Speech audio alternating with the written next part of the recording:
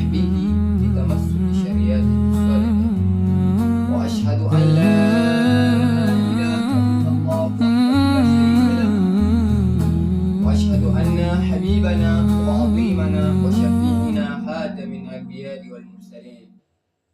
Amma baad, baada ya kurejesha shukrani mbele ya Mwenyezi Mungu Subhanahu wa Ta'ala na kumtaki rehma na amani kipenzi chetu ambaye kwamba ni habibun wa mahbubun famatamatalit, mtume ambaye kwamba ametujalia mimi na wewe kuwa ni ukhrijati linnasi ta'muruna bil ma'rufi wa tanhauna 'anil munkar, mtume ambaye kwamba ni adda al-amana wa nasaha al-umma wa jahada fillahi haqqa jihadi.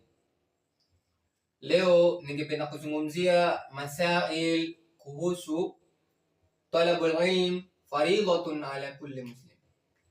Hii talabul ilm kama sisi wanadamu tumeielewa kivipi, au hii ilmu tumeielewa vipi? Mtu akitaka kuwa na elimu mpaka awe na vigezo gani ndo aipate hii elimu? Wanazuoni watuambia, au mshair wa at-ta'limu al-mutaallim yasema, laula al-ulama, lau ingelikuwa si wanazuoni, la sara an-nasu mithla al-bahaim, la sara an-nasu, wangelikuwa watu wote ulimwengu mzima, mithla al-bahaim, ni mfano wa wanyama, yani wangelikuwa ni mfano wa wanyama.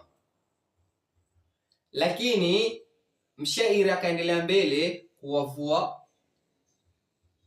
innahum, hakika ya hao, biilmihi, kwa hiyo elimu yao, yani hao wanazuoni kwa hiyo elimu yao, yukhrijuna an-nasu min haddi al-banibiyati ila haddi al-insaniyya.